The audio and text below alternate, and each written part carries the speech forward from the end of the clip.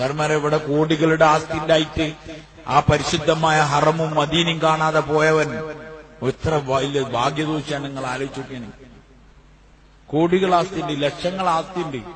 ദേരോനാട് പോയിട്ട് അസ്സലാത്തു വസ്സലാമു അലൈക യാ റസൂലല്ലാഹ് എന്ന് പറയാൻ അവനോട് കഴിയില്ല. കൊണ്ടവിടെ പോകുമ്പം ബോധത്തോടു കൂടി പോണം. നബി തങ്ങൾ സല്ലല്ലാഹു അലൈഹി വസല്ലം തങ്ങളെ മദീനയിലേക്ക് പോകാൻ ഞാൻ സാധാരണ ആൾക്കാരോട് പറയില്ല. എന്തുകൊണ്ട് പറയില്ല എന്നാല് പോകാൻ പറ്റണോ മാത്രം പോയാൽ മതി. അവിടെ ചില കല്യാണത്തിനെ കണ്ട അമ്മായി ബലങ്ങിക്കുണ്ടാവും. അങ്ങനെ വിളിച്ചതിന്റെ കല്യാണത്തിനന്ന് വരും, വന്നിട്ട് അവിടെ ഒരു കൊളാക്കലുണ്ട്. കണ്ടോ ഞങ്ങള്?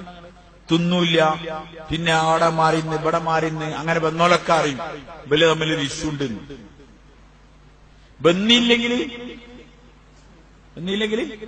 ബന്നില്ലെങ്കിൽ ആരും അറിയില്ല. വന്ന് കൊളാക്ക, ഇതേമാതിരി പോയി കൊളാക്ക. നബി തങ്ങൾ സല്ലല്ലാഹു അലൈഹി വസല്ലം ജീവിച്ചിരിക്കുമ്പം തന്നെ വെറുപ്പുള്ള കോലത്തിൽ അങ്ങോട്ട് ചെല്ലണ്ടെന്നായി പറഞ്ഞ ഞാൻ. നിങ്ങൾ ചെന്നില്ലേൽ ഒരു കുഴപ്പമില്ല. എന്തിനാ ഹബീബിന്റെ കൽബിന് കുത്തി നോവിക്കുന്നത്? എന്തിന്? ജീവിതകാലം മുഴുവൻ പറഞ്ഞു തന്റെ പല്ല് ഷഹീദായി, തങ്ങളുടെ കവിളിൽ വളയങ്ങൾ കൊണ്ടുകയറി രക്തമൊലിച്ചു. ഉഹദിന്റെ ദിവസം തലയിൽ നിന്ന് രക്തം, മുഖത്തുനിന്ന് രക്തം, മുട്ട് പൊട്ടി അവിടുന്ന് രക്തം, ശരീരം ആസകല രക്തം. തങ്ങൾ തളർന്ന് വീഴാറായി. തങ്ങളെ താങ്ങിപ്പിടിച്ചാണ് അബൂബക്കർ റളിയല്ലാഹു അൻഹു ഒരു സ്ഥലത്ത് കൊണ്ടേ ഇരുത്തിയത്.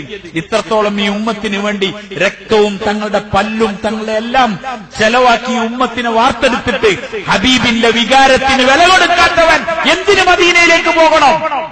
നീ ജൂതനെ പോലെ, നീ നസ്രാനിനെ പോലെ ജീവിക്കുകയാണെങ്കിൽ എന്തിനങ്ങോട്ട് പോകണം?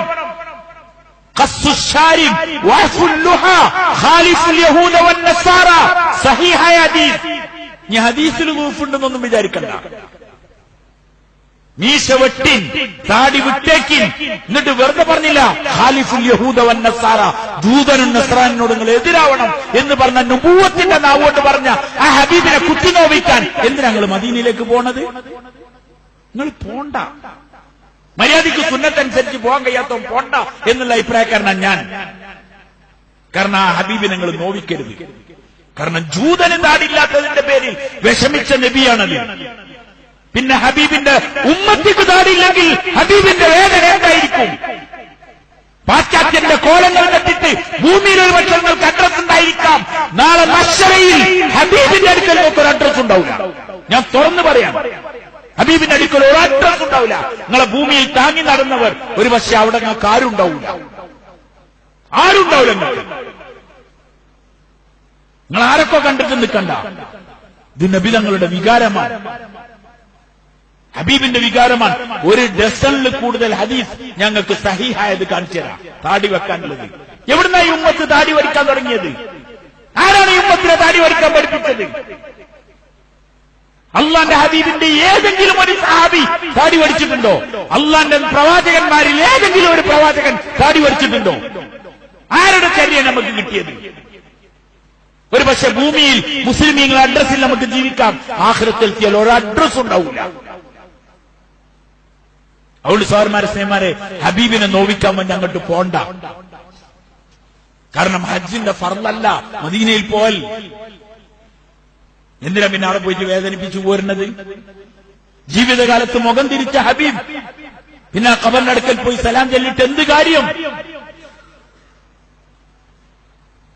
അതുകൊണ്ട് സഹോദരന്മാരെ, സ്നേഹന്മാരെ, ഹബീബിന്റെ ഹൃദയത്തിന്റെ നോവിന് അത് ഈ ഉമ്മത്തിന് ചെറുതല്ല നഷ്ടമുണ്ടാക്കുക. ഉമ്മത്ത് അനുഭവിക്കുന്ന സകല പ്രയാസങ്ങളുടെയും പ്രതിസന്ധികളുടെയും കാരണം, സകല പ്രതിസന്ധികളുടെയും കാരണം ഹബീബിന്റെ ഹൃദയത്തിനെ നോവിച്ചതാണ്. നിങ്ങൾ മറക്കണ്ട. സുന്നത്തിൽ നിന്നുള്ള വ്യതിചലനമാണ്, ഖുർആനിൽ നിന്നും സുന്നത്തിൽ നിന്നുള്ള വ്യതിചലനമാണ് ഇന്ന് ഈ ഉമ്മത്ത് അനുഭവിച്ചുകൊണ്ടിരിക്കുന്ന സകല കൈപ്പുനീരിന്റെയും സകല പ്രയാസങ്ങളുടെയും ഏക കാരണം. വേറെ ഒന്നുമല്ല. വേറെ പലതും എക്കണോമിക്കും മറ്റേതും മറിച്ചതൊക്കെ നമ്മൾ പറയാൻ ഒറ്റ കാരണമേ ഉള്ളൂ. സുന്നത്ത് നണ്ട് വ്യതിചലിച്ചു, അള്ളാന്റെ നോട്ടത്തിന് ഈ സമുദായം ഇല്ലാതായി. ബസ് ഇത്രയേ ഉള്ളൂ.